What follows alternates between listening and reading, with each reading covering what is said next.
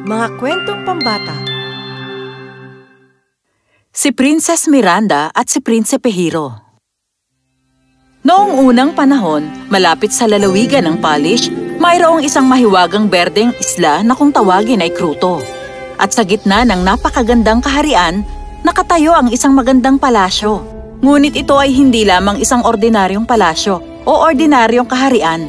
Dahil ang Kruto ay pinamumunuan ng isang maganda at mahiwagang prinsesa. Siya si Prinsesa Miranda. Hindi lamang siya isang matapang na reyna, ngunit matalino rin siya. Napakamapagmahal ng kanyang presensya na ang mga hari at reyna ng kalapit na kaharian ay madalas na humingi ng payo niya tungkol sa maharlika at pampulitikang usapin ng kanilang kaharian. Meow!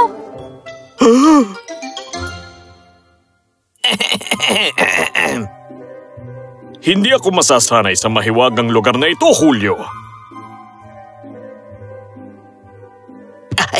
Walang nakakaalam kung paano ito nangyari. Bata pa lang ay nandito na nakatira si Prinsesa Miranda at dahil sa kanyang talino at pagpapayo, siya ay ginawang reyna ng Kruto. Ngunit nakakalungkot manirahan sa isang palasyo ng nag-iisa. Mahiwaga man ito. Hindi po siya nag-iisa. Ang prinsesa ay palaging sinasamahan ng kanyang 12 kasambahay. Pero hanggang kailan mamumuhay ang prinsesa kasama ang mga kasambahay niya? Kailangan na niya ng manliligaw na babagay sa kanya. Ito ang makabubuti para sa kaharian niya. Ang hari ay hindi nga nagkamali. Alam ni Kruto na ang kanilang prinsesa ay magaling para pangalagaan ang kaharian. Ngunit masakit na makita siya ng nag-iisa. Salamat, Greta. Prinsesa, nakatanggap kayo ng napakaraming panukala. Lahat sila ay para may kakayahan naman. Kakayahan? Alin man sa kanila ay mas interesado sa hiwaga ng palasyong ito o kaya naman sila ay nagyayabang lang. Hindi ko mailalagay ang kapalaran ng Kruto sa kamay ng isang tao na hindi naman naiintindihan ang pagmamahal ko sa kaharian. Kung kaya ko lang mahanap ang prinsipeng nakita ko sa aking panaginip. Prinsesa Miranda, ang kasamaan ay parating na mula sa underworld. Ang iyong kaharian ay malapit ng malagay sa panganib. Ang kasamaan ay darating dala ang nakakalasong paghinga at makakatulog ang lahat ng mahimbing. Pakiusap, ipangako mo sa akin na hindi ka susuko. Hintayin mo ko, prinsesa. Hintayin mo ko.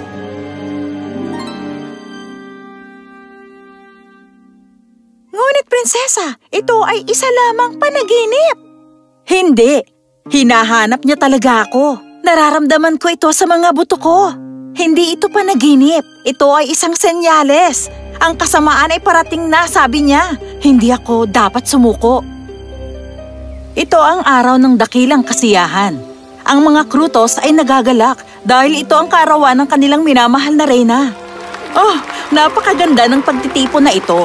Lalaki, babae, bata, ang lahat ay nagsasayawan at kumakaway para sa kanilang reyna. Ganyan kaganda ang pagdiriwang nila ng kalaunan ay narinig ito ng kasamaan. Ang masama, si Shadow. Kruto! Kruto! Kruto! Oh, aming Kruto. Oh, ano ba yan? Kruto. Oh, ano naku ba po, yan? naku po.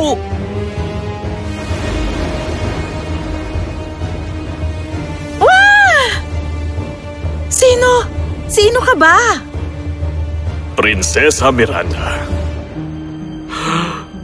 Ang pinakamagandang babae sa mundo. Hindi naman ako nasasaktan na hindi mo alam ang pangalan ko. Dahil ikaw ay nasa itaas ng aking netherworld. Ang pangalan ko ay Shadow. Ikaw ay galing sa underworld? Dinalhan kita ng panukala, aking Miranda.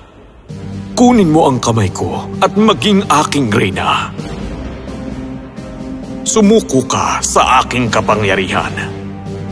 Hinding-hindi ako susuko. Hindi! Ang hukbo ng Kruto ay naramdaman na ang panganib at ang libu-libong sundalo'y nagmarcha patungo kay Shadow at inatake ito. Ngunit masyado nila itong minaliit.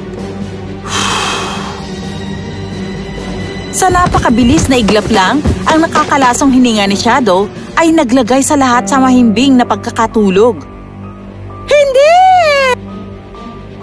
Nang ibubugan na ni Shadow ang kanyang nakakalasong hininga sa prinsesa at sa mga kasambahay niya, bigla naman siyang pinatigas ng prinsesa. Lahat kayo, bumalik na sa palasyo, ngayon din!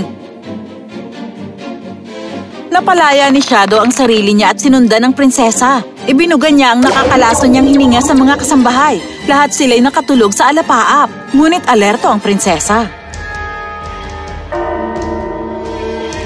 Ikaw at ang iyong kaharian ay nababagay sa akin, prinsesa. Maghihintay ako gaano man ito katagal.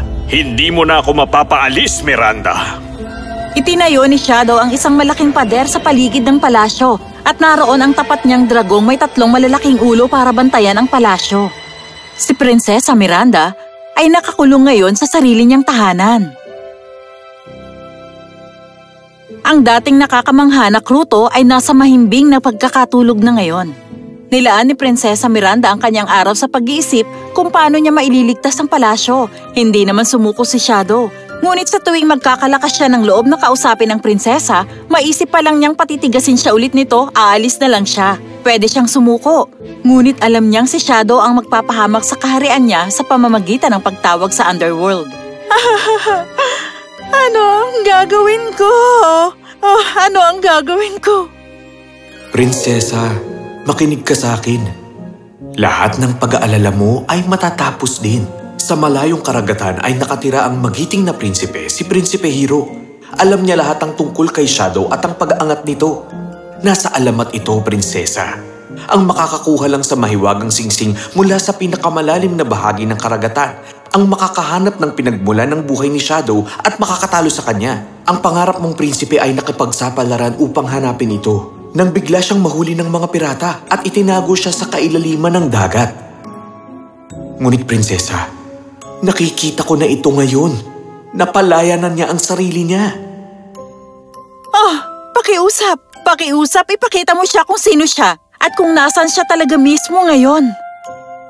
Bilang araw, nakikita niya lahat ng nasa paligid ng planeta. Kaya natagpuan niya ang prinsipe sa ilalim ng karagatan at ipinakita niya sa prinsesa ang refleksyon nito. Si Prinsipe Hiro ay nasa ilalim ng tubig na nakikipaglaban sa mga mahiwagang nilalang.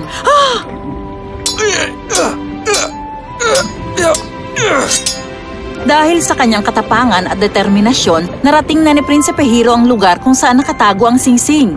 Ang matapang na prinsipe ay sumisid at sinira ang hawla. Si Prinsipe Hiro ay nakuha na ang singsing. Ano na ngayon, araw? Ngayon, kailangan na niyang tingnan ang mga itlog sa inabandonang gubat. Ang itlog na pinagkukuhanan ng buhay ni Shadow. Huwag kang mag-alala, prinsesa, dahil ipapakita ko sa iyo ang lahat. Kamahalan, dapat dinala natin ang hukbo natin dito. Hindi, Alvin.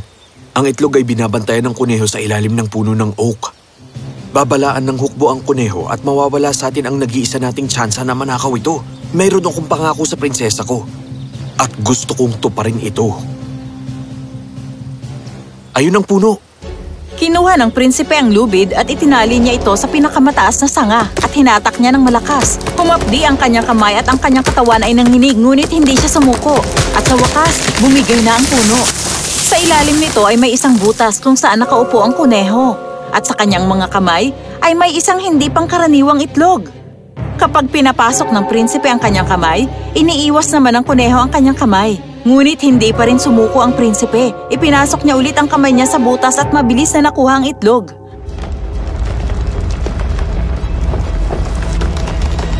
Halika na, Alvin. Umalis na tayo.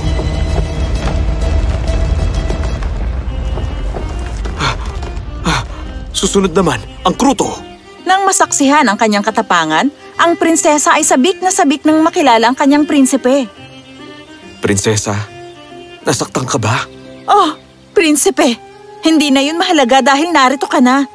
Ngunit mag-ingat ka dahil si Shadow ay salamangkero. Prinsipe, tingnan mo! Ang tanawing kayang makapanakot kahit ng magagaling na mandirigma ay walang epekto kay Prinsipe Hiro. Kinuha niya ang espada at pagkatapos ng paglalaban nila, ang dragon na may 3 ulo ay natalo na. Ngunit nang matalo at mapatay ang matapat niyang alaga, sumigaw si Shadow at pumaitaas sa langit. Wala kang karapatan dito! Narito ako upang dalhin ang isang bagay na ito sa'yo, Shadow. Naniniwala ako na pag-aari mo ito. Hindi! Ibigay mo sa akin yan! At sa isang mabilis na pagkilos, Hindi! natalo na si Shadow. Bumalik na ang kruto sa dati niyang anyo. Ang lahat ay nagising na sa panibagong araw. Nagkita-kita na ulit sila at nagdiwang. Ang matapang kong prinsipe! Natalo mo ang lahat ng masasama! Oo, nagawa ko. Ngunit natalo ko lang ang pangkukulam niya.